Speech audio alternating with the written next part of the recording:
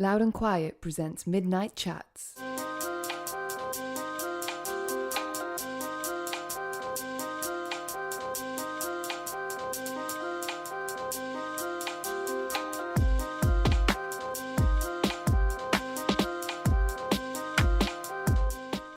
Hey everyone, good evening. It's me again, Stuart Stubbs, the man with the beautiful monotone voice, for another introduction to the Loud and Quiet podcast.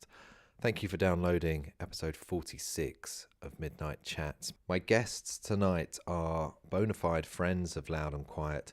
Alt J have become one of the biggest bands in the UK, and they do pretty well overseas as well, particularly in America, where they are bigger than they are back home even. They play huge shows wherever they go, and currently are in the States, where they will close out one of the stages at Coachella this year over the next 2 weekends. We go back a little bit. Alt J have experienced a hell of a lot of success that has absolutely nothing to do with their very first single that we released here at Loud and Quiet.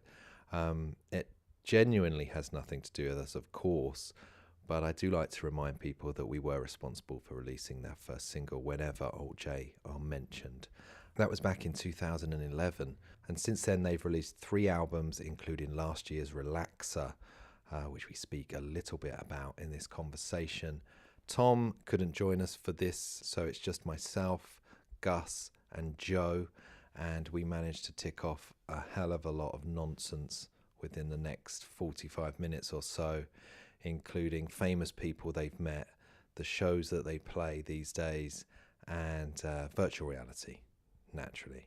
We pick up the conversation, though, with me asking Gus about his appearance on Christmas University Challenge. For people listening outside of the UK to this, University Challenge is basically an extremely intellectual quiz show where universities kind of flex their brains and nerd out on BBC Two under the watchful eye of a complete madman called Jeremy Paxman.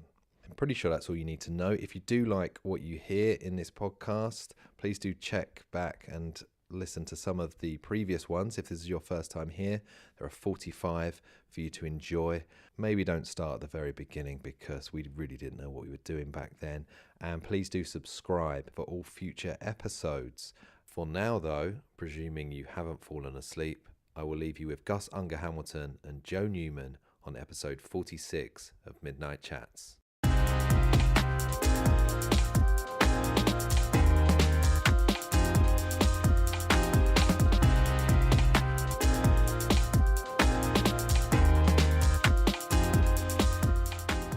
I had a TV question for you guys. It's mainly for Gus, but Joe, chime in on this because I also want your opinion on it. Last Christmas just gone. Oh yeah, I was watching University Challenge. Mm-hmm. As you do. I hope you do. Was this a repeat of last year? It would have been a repeat. It was on in Christmas 2016. So you were on it. I got to the final. Leeds, the team I was on. Yeah. The final was the one I saw. The only one I saw. Oh, great. Yeah. Didn't quit myself in the final. I did pretty badly. St. Nicholas. What was the? So this is they don't call it Celebrity University Challenge. It's alumni. They call it Christmas University Challenge. Okay. It's alumni. They call it like distinguished alumni because I think that sometimes they get. I mean, I'm not. For example, I'm not a celebrity, but I suppose I'm in a band. But like they had on, I think somebody dropped out of one of the teams, and so they just got somebody who was like now an academic, and they can say, oh, this person's an expert in magnets. Magnates. And so I mean they're not. They're still distinguished. They're just not like famous, I guess. Okay. Firstly, Joe, why weren't you on this team? Well, initially I was asked. Were you? And I essentially I was just like, I am not the quiz master in the band. I think Gus is master of quizzes. I love quizzes. I offered the job to Gus. You passed it over, like a question. Did pass it you? over to the other side. Yeah. Did you instantly be like, yeah, I'm totally. I I'm doing completely. it. I mean, I was like, I was hurt and upset, and you know, not with Joe, but I was just like, I was gutted that they'd asked Joe. You know, not like, and I was like, look, if there's any chance they want, you know, somebody who's not the lead singer, I'd kill for this, because I really grew up watching it. I love quizzes, I love general knowledge, and it's just, you know, it was a dream. And actually, when I was at university, I didn't ever see any. I never heard of, like, you know, apply for the Leeds team or whatever. So I sort of missed the boat.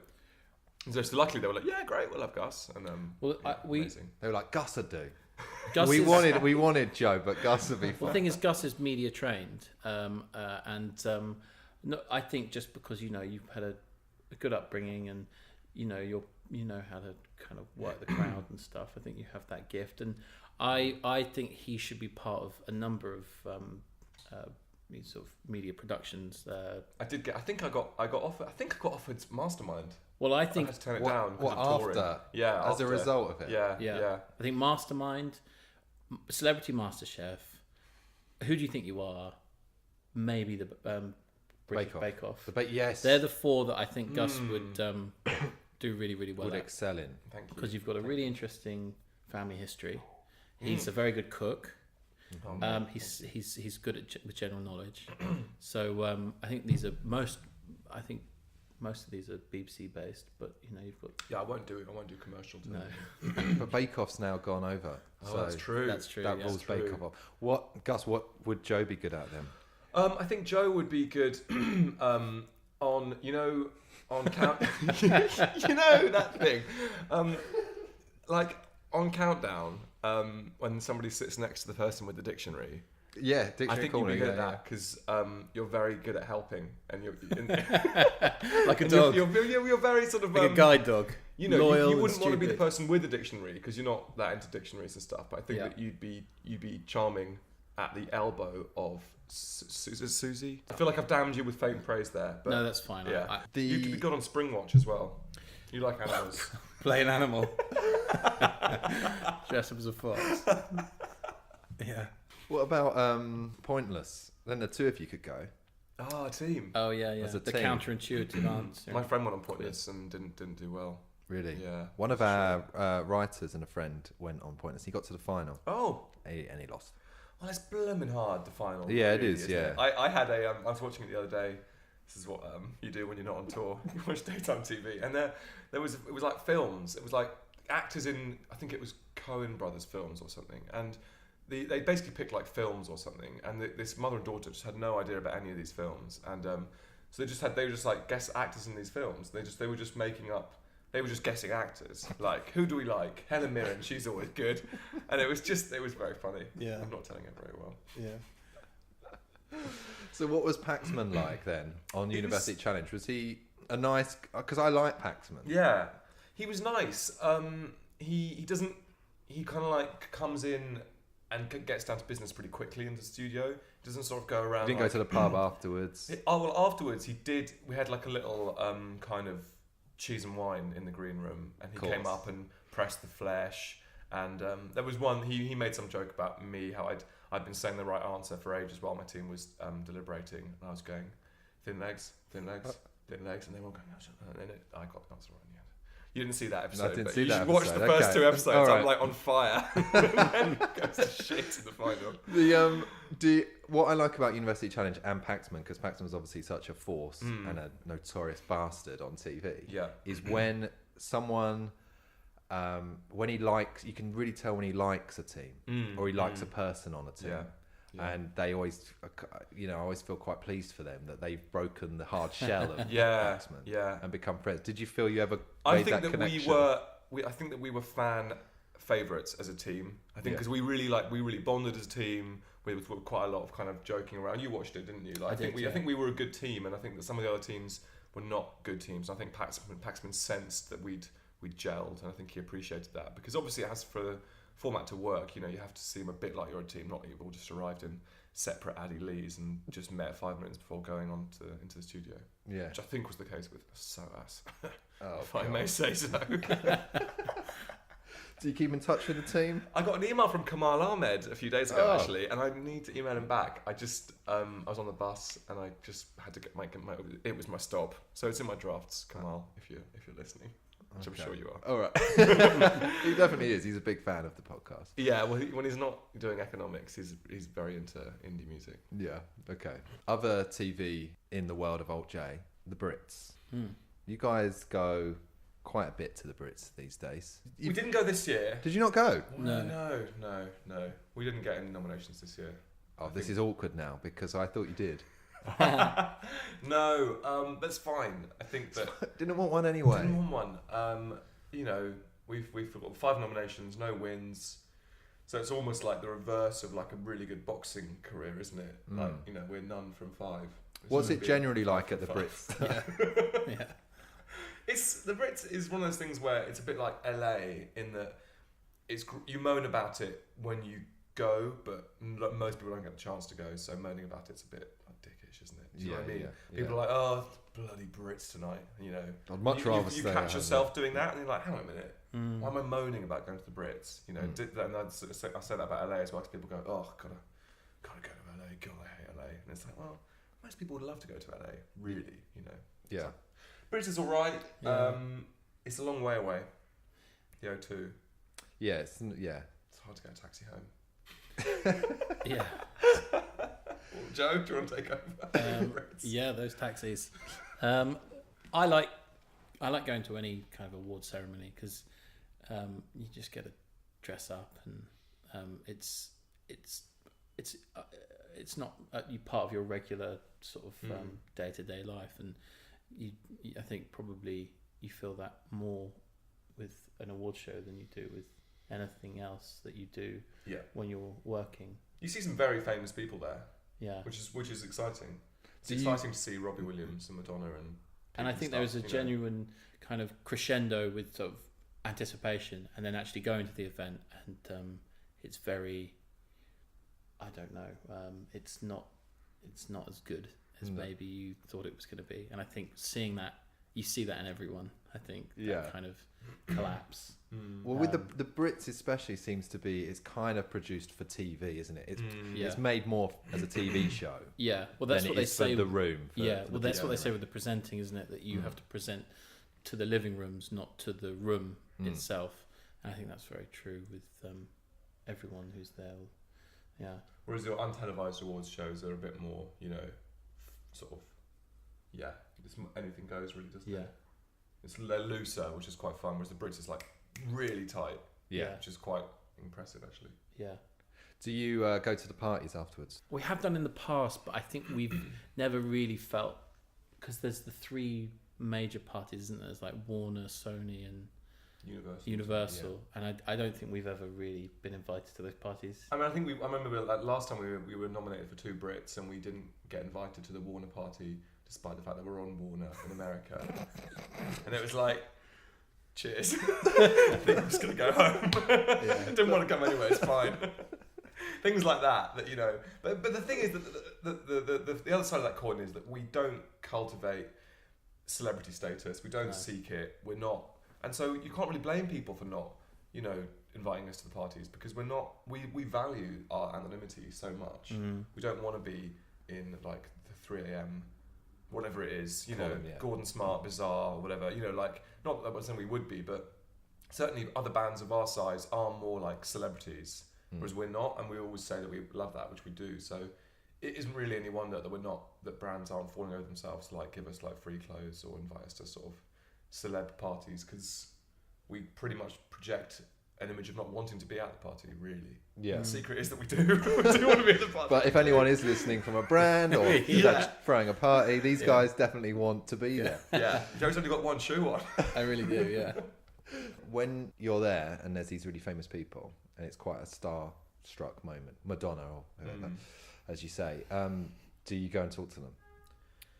Do you ever go, I'm just going to go and you have done in the past, haven't you? Have you? Who have you spoken to? I've spoken to people like Johnny Marr, Warren Ellis. So we're not talking like, you know, uber celebrities, but we're talking like, you know, indie major famous people, and really famous people. I can't think of any more, but Dermot O'Leary, But you know, like I've approached Dermot O'Leary twice. he's actually a bloody nice guy. It's really nice. But you know, it's one of those things that I think you learn quite early on that you're not going to get very much out of it, really. And nobody's going to get much out of it, you or them. Yeah, So it just can't don't go do well enough, can it? Because No. I've done it very rarely, Yeah. and unless that person says to you, "We're getting on so well, let's change numbers, Yeah. go on holiday together, Yeah. and Yeah, become yeah, best friends." However, unless they are as nice as that. Yeah. Tom from Kasabian asked our guitar tech to go on holiday with him.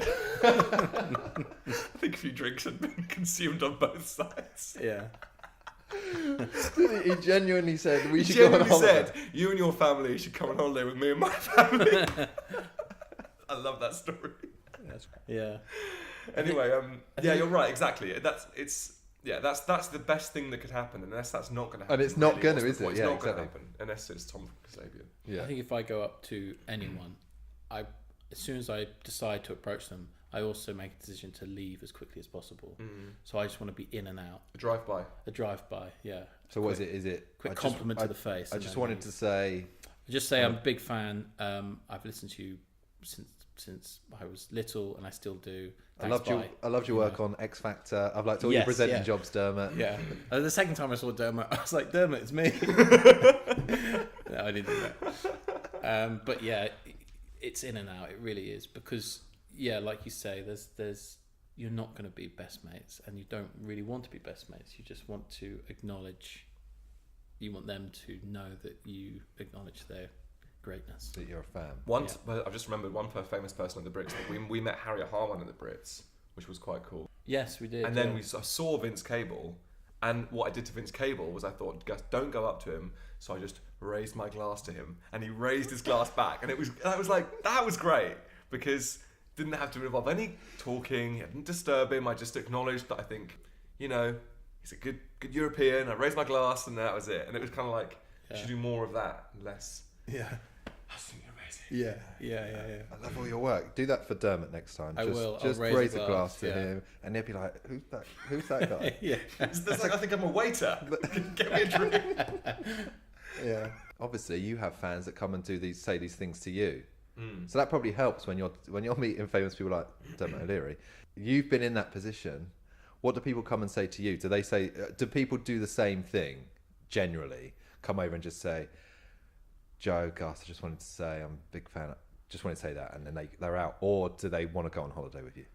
I think you get varieties. Yeah, all kinds. You get the people who come up to you and don't know really who you are, but they know that you are in some way famous, which can be quite annoying, because you're just like, what There's you no doing? value Yeah. at all with this Yeah. interaction.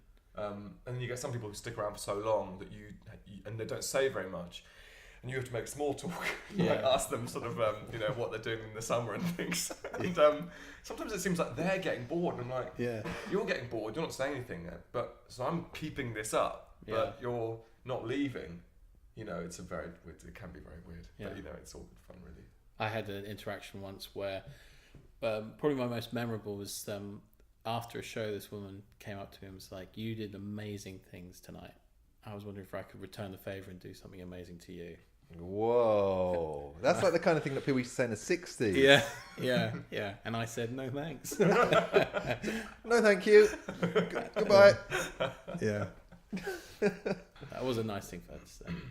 So, Gus, you used to have a restaurant close to here, Very close to our close. office, Yes. until fairly recently. Did fans of the band know your involvement in it, and would they come? Because in a way, you're a sitting duck there. If you kind of say, "Hey," if you promote it as this is my thing, and they know, they're like, "I know exactly where he's going to be today." Yeah.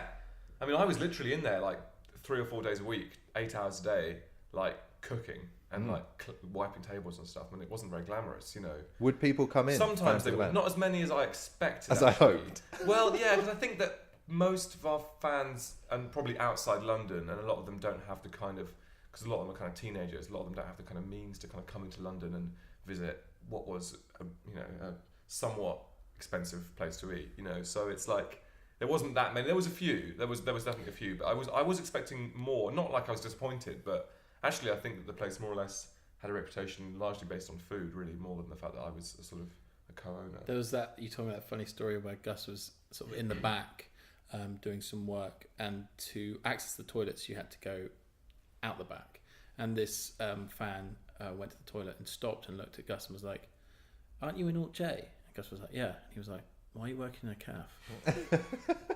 That was quite funny. Yeah. Well, you can see why people would You had your think apron that. on and Yeah.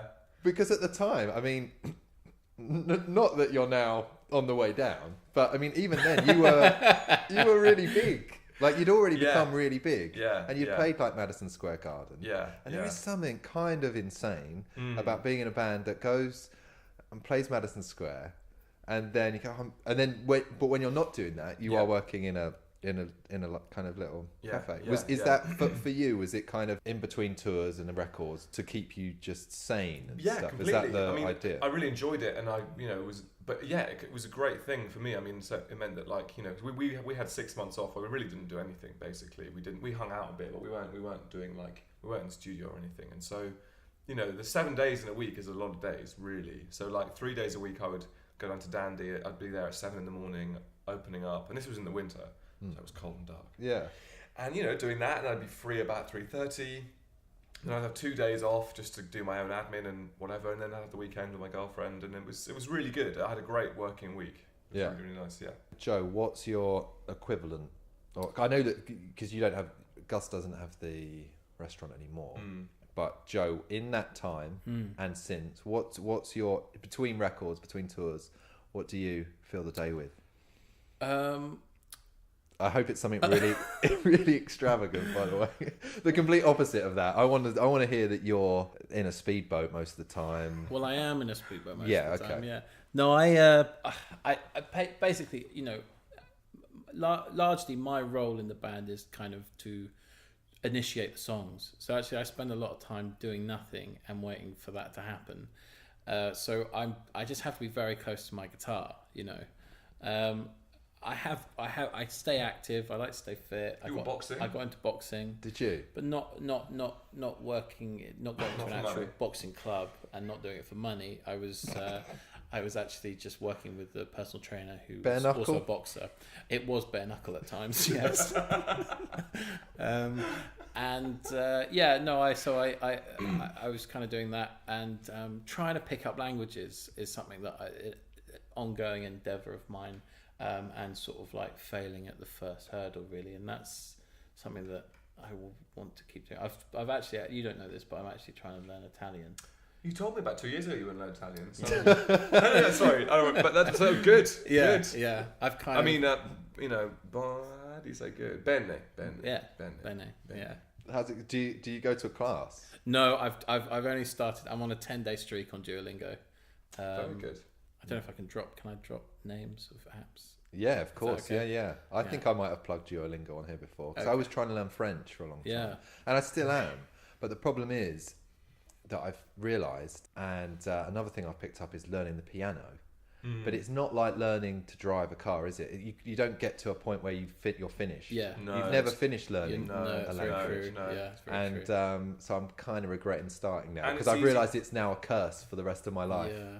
Although it's a small improvement on my Italian from knowing very little to knowing a little more than very little.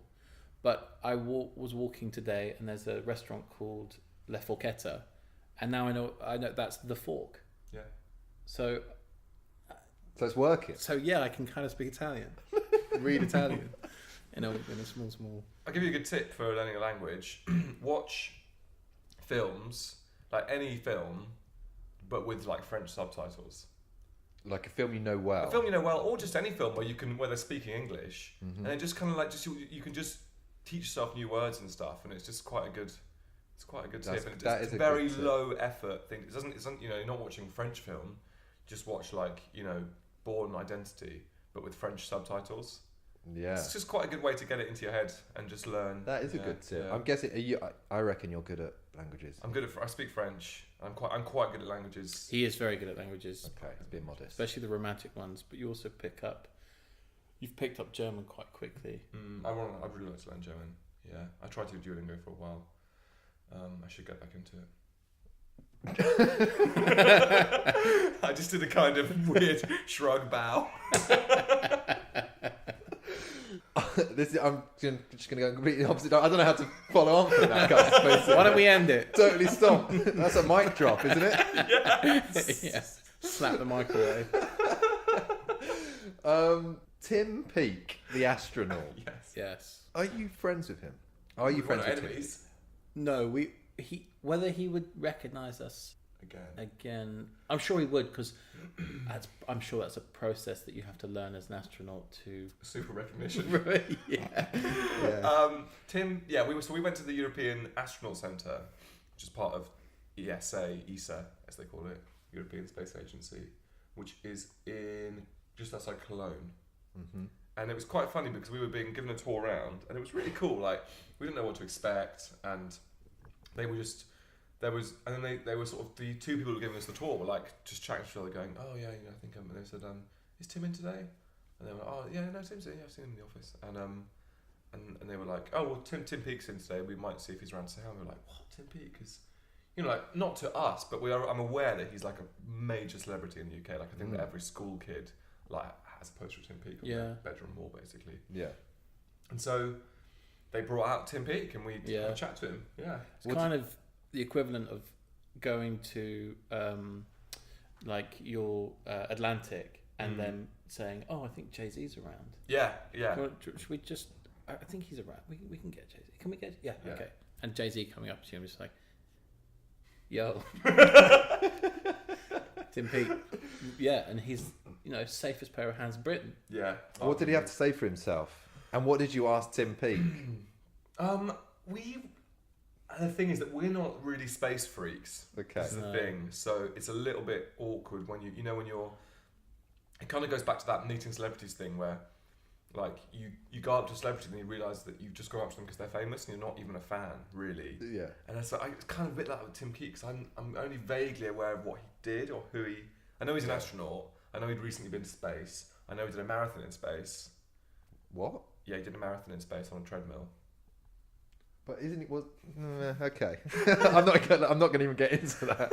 So okay, so these are the things you knew. These are the things I knew. Yeah. Yeah. But what did we ask him? I think he asked us more questions because it's easier to ask a band, astronaut. No, it should be easy to ask. What's it like in space? What's it like in space? Yeah. He must be so sick of that though. Yeah, well, that's the thing. Like, he probably thought you guys were really cool because you were maybe really indifferent to going. Yeah. Oh, I don't know. I asked him if he liked living in Cologne, and he said, "I actually live in Bonn." Yeah. So that was good. I found out he lives Good in Bonn. chat, Tim. Yeah. Yeah. He was very much like we were kind of sort of like, the interaction between someone who works the land and someone who owns the land. Where you're not looking them in the eye and you kind of sort of don't know what to say to them. And, I didn't know what to say other than bloody great job what you did in space, Sort of saving the world. Yeah. He didn't know our band. We didn't know his work. Yeah. You know what I mean? It's a little bit kind of like, but it was fun. And it was cool. I mean, like, I think a lot of people were, I think a lot of our crew when we got back, their kids are obsessed with Tim Peake. And they was like, "Oh my God, I can't wait to tell little, whoever that you met Tim Peake, because it is mental." Yeah. They were super into He's a really nice guy. Very nice guy. He seems like a nice guy. Yeah. I mean, to be honest, I don't know what he did either. The space thing, I've actually got a bit of a problem with because I think it's a waste of money now.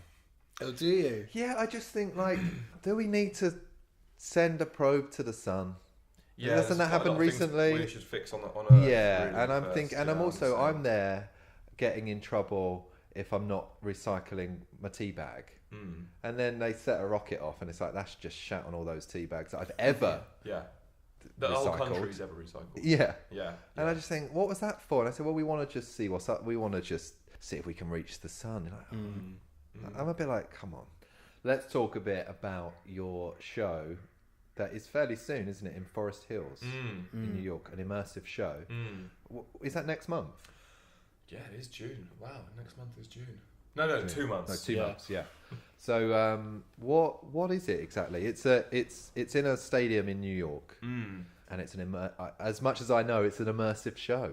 Yeah, so I think the idea is that it's going to be sort of like surround sound. It's going to be sonically immersive. We're working with L Acoustics, which is a sort of cool speaker company, and they have these very state-of-the-art speakers, and so we've been in the studio remixing our sort of songs for being played live, where we can put different things in different places and hopefully create quite a cool thing. It's about a good way to sum it up, I think, isn't it? Yeah. I think it's less about a constant surround sound. It's more about just having nice moments that feel as though you are in the middle of, I think. So how's that done? Are there like millions of little speakers hidden everywhere, or is it certainly not normal? Millions, but yeah, lots, yeah. And I think that it means that you're talking to the two least techie members of the band, maybe any band, current band. People. Yeah. Just leave it up to them. Yeah, but basically, you can sort of we have sort of quite a lot of sound effects in our songs and things, right? So, like Adeline, for example, there's like a helicopter, and you can kind of you can make the helicopter kind of fly over people's heads, from behind and things like that. Or in Plead, there's these kind of sirens, and we've made it so the sirens are going to kind of spin around in this crazy way. It's going to be you're surrounded by police cars, which is a lovely feeling. Lovely. That's what I want from all my concerts. Yeah. So things like that, hopefully, and then you can even do pretty cool stuff. You could throw a beach ball into the crowd, and the crowd would throw the beach ball around, and you could map the path of the beach ball with a sound, and it would seem as though the beach ball was controlling the sound to the crowd. Are you going to do that? Well, or is this just... it's been talked about. It's been talked about. Yeah. So you can do some pretty. Joe doesn't seem so sold on the budget won't stretch to a beach ball. We spend up all the speakers. Yeah. I think that we are.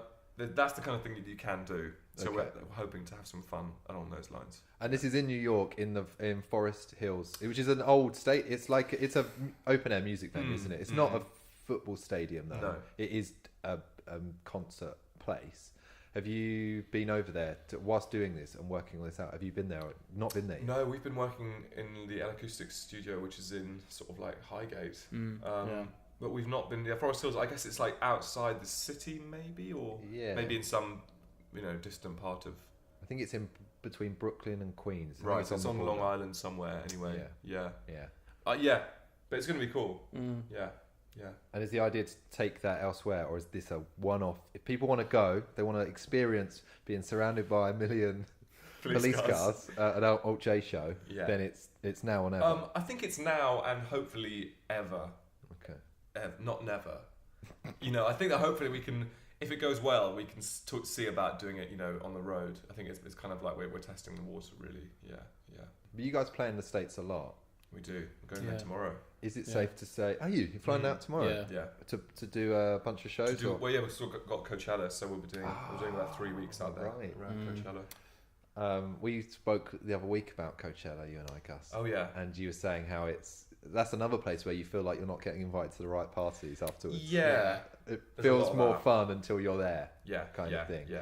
But you're going to play both weekends of Coachella. Mm-hmm. And then in between play some shows, right? Yeah. In between and also either side. Outside of it. Yeah. Are you bigger in the States, would you say, than you are here? I've got that in my head for some reason. I know you are really big here, but in my mind, maybe it's because I know that you did Madison Square so early on in your career. Yeah. In my mind, you can't just do that without being really, really big in the States. Yeah. I think we are probably bigger in the States than we are here, particularly regionally. Yeah. I think that here our popularity is fairly London centred, or so we're told. Whereas I think that in the States we're spread quite nicely across the whole country. Yeah. Which is quite rare. I mean, that's it's quite rare. I think because we went out there early on and we played Kansas City and we played Birmingham, Alabama in really small clubs on our first album, and then we it was winning hearts and minds. Boots on the ground, all these other cliches, but it kind of does really help doing that sort of thing. Not just, I think a lot of acts go out and be like, well, we'll do the media shows in New York and LA, and then hopefully the rest will come to us, and it doesn't really work like that. Yeah. What is it you think that the Americans get about it the most? That's a good question. It's a question we've always struggled to answer, really. Do people ask that a lot? And it's I don't know. A little bit, yeah. I think that I think that we fill quite a quirky, you know, we're sort of like the quirky band of the first half of this decade, maybe for America or something. I don't know. You know, Well, we were like the indie. You go. Well, I think we've consumed a lot of American culture, whether that's music or film. Those are the two kind of main areas of America that we enjoy the most, I think, in terms of their exports, and that and their shoes, their sneakers, and burgers, and that's quite a lot actually. But yeah, so I think I grew up listening to a lot of American music, like a lot of the Laurel Canyon kind of folk stuff, like Crosby, Stills and Nash and Joni Mitchell and Jackson Browne and James Taylor, and I think I listened to that from a very young age, and I still listen to it now. And I think, you know, writing, maybe that kind of comes out in some of my writing, and Gus responds to it in a completely different way because he has a completely different musical upbringing, and that classical upbringing that he grew up with creates a quirkiness, but certainly the core of that is music that Americans can identify with, I think, and it's also very audience friendly in terms of demographics.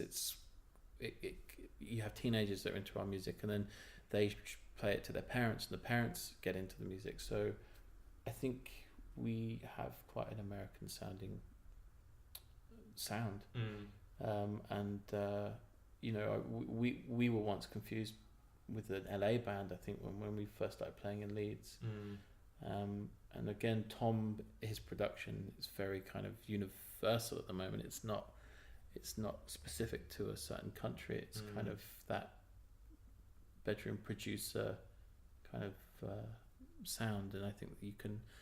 There's a part of that that's going on in our recent music. So yeah, I think it's something that they understand, but it has a quirkiness which may allow a certain sense of, I don't know, maybe pride in listening to our music because we're quite different, and that's something to show off maybe if you're playing music to your friends in America, and they celebrate that and they don't belittle it. Yeah, like the English. Yeah, we're good at that. Yeah.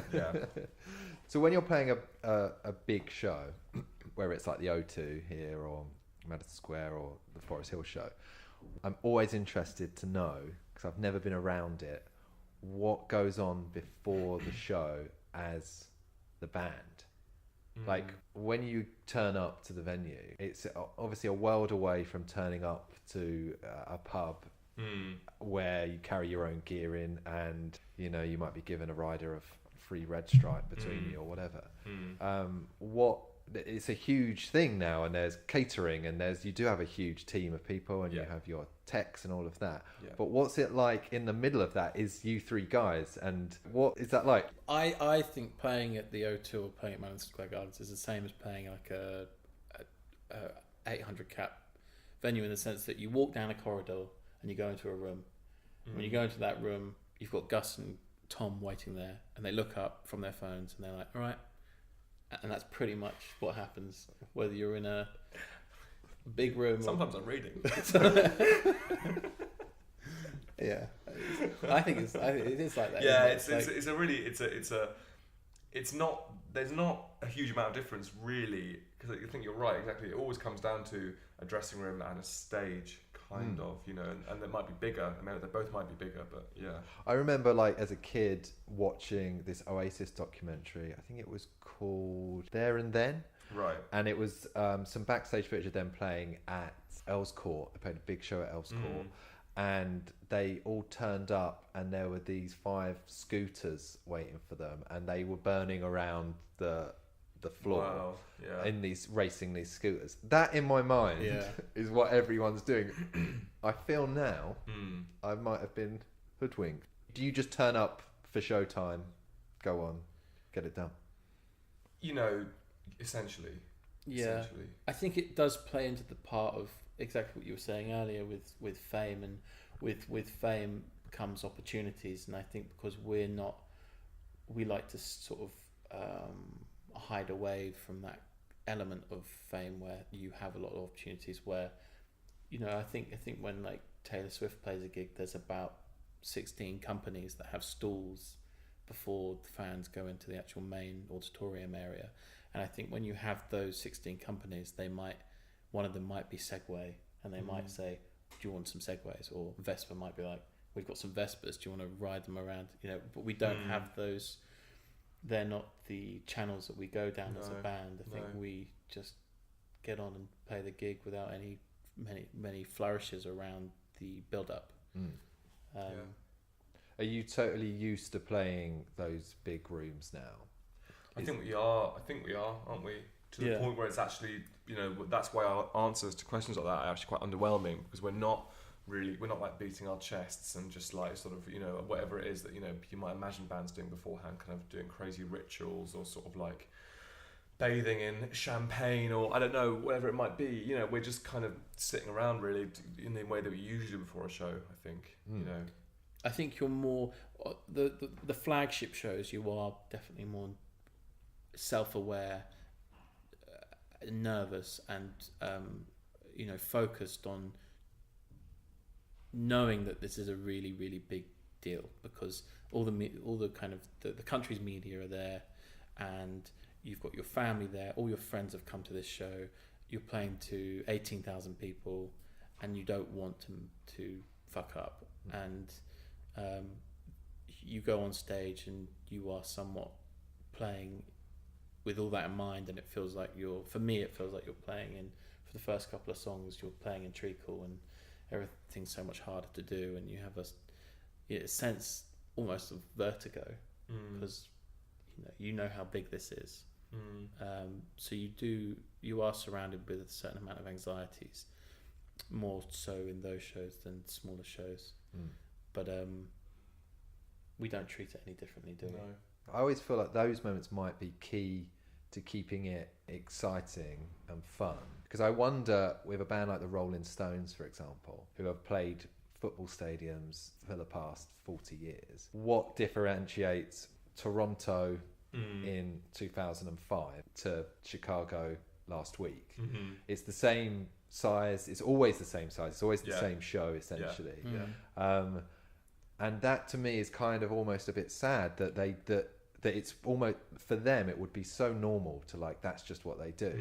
Does that feel that way for you? Yeah, I mean, I think that you're right. I think for some really big acts, I think it even comes down to the furniture. I think they would travel with all of their own backstage furniture, so that the dressing room pretty much looks identical every day, whereas at least we're like, comfy chairs today, or not very comfy chairs today, But it can become, you do get to a certain level and it can become, touring loses its kind of like, I say this quite a lot, but the kind of like seat of the pants, kind of like just everything's a bit all over the place. On our first album, it was an incredibly fun 2 years touring an album, because it was pretty all over the place in a good way.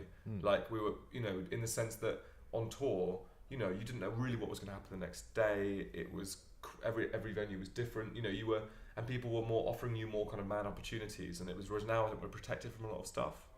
Whereas it used to be like somebody would be like, hey, do you want to jump in the back of my truck and we'll drive over to my friend's house, he's got a pool, before the show? And we'd be like, yeah, it sounds great. Whereas now, I think that offer wouldn't even necessarily make its way to the band.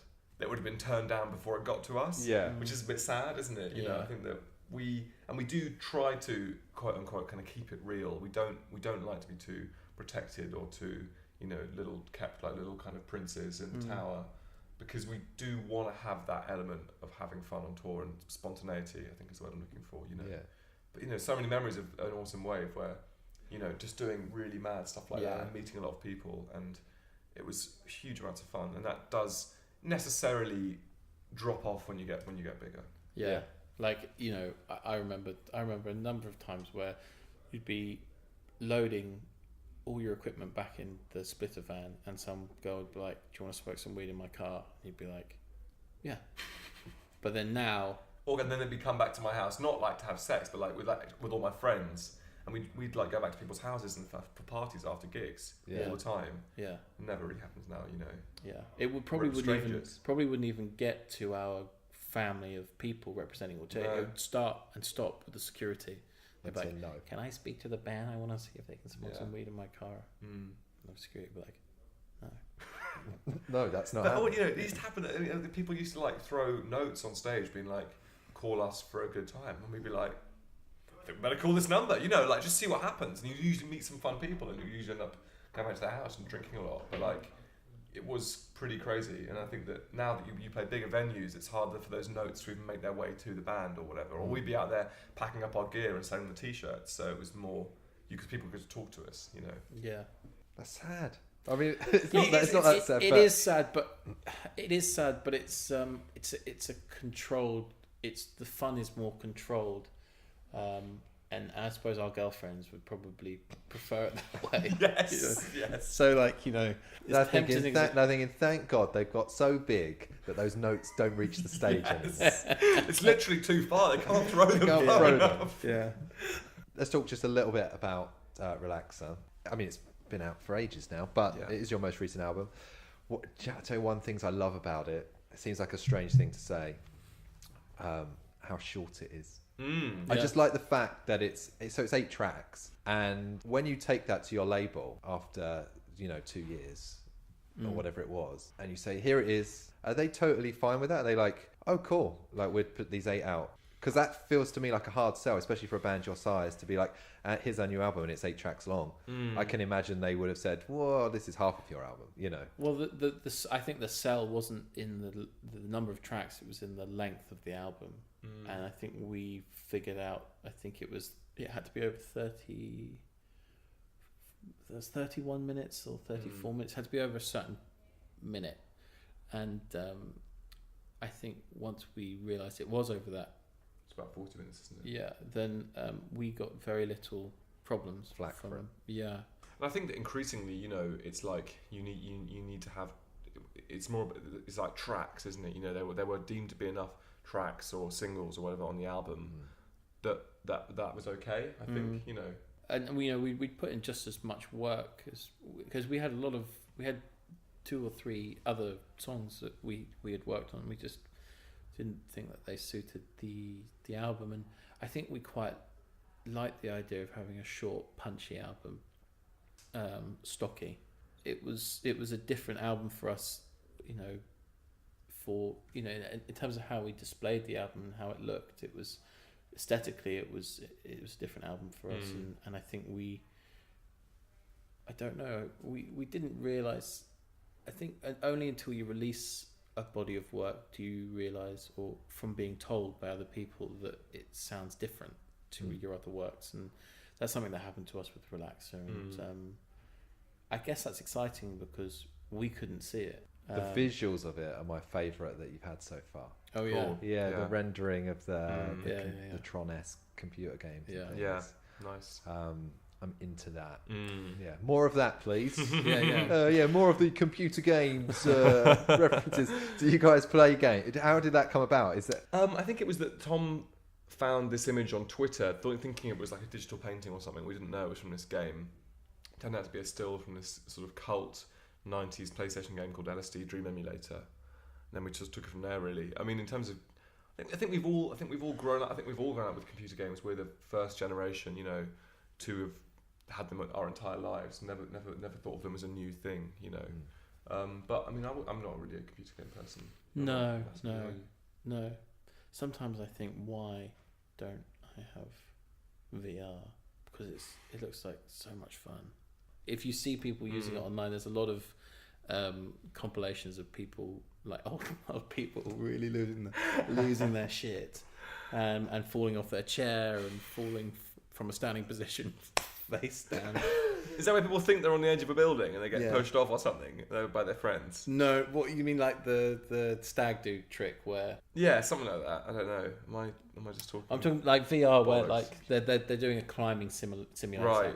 And they're watching themselves climb, and then they fall, and then falling scares them so much that they lose contact with reality and they fall forward. In real life. Okay, something like that. Yeah, it's very funny, and because it's very confusing, and you wonder how can you suspend disbeliefs to such an extent where you forget that you actually are only... It must be that good now. Maybe it's just that it does look so good. I've not tried it, actually. I just read this article with where somebody was all about VR, and the journalist was trying out this thing where they were in a VR. They were in a VR, as I believe they say. And they were in a VR where they were playing Sigmund Freud and a patient, and the they had to start it off. The person had to start it off as a patient by saying a problem they thought they had, and they were like, I feel guilty that I don't see enough of my mum because she's in a nursing home a long way away from where I live. And then they switched to Freud, and this person had to create both sides of the conversation, but they were switching back in the VR from psychoanalyst to patient, and they came out of it feeling like they'd had a really, really good conversation, and they'd like solved a lot of shit, even though they'd just been talking to themselves in a VR. Isn't that crazy? I like that. That is good. Yeah. That's when I think VR is good. Yeah. I mean, I like the idea of making someone fall over. And there was another thing they did where it was in Spain, where they make violent men, domestically abusive men, go into a VR, and they get VR'd where they have to be a small, like a woman, and there's like a bit, and in the VR, this big man like bullying them, and it makes men understand how physically threatening they can be if they don't even know they're being that physically threatening, because the VR is so realistic that they genuinely feel like they are this 5'5" woman standing up to a big like 6' man who's shouting at them, and it's really like proving really good for, you know, rehabilitating like domestic abusers. So there's really a lot of good VR out there, but yeah. Shall I do my my mic dropping again?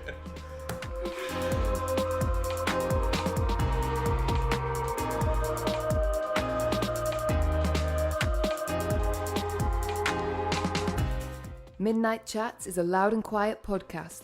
Music courtesy of Gold Panda. Search Midnight Chats on iTunes for more episodes and to subscribe. For more information, visit loudandquiet.com.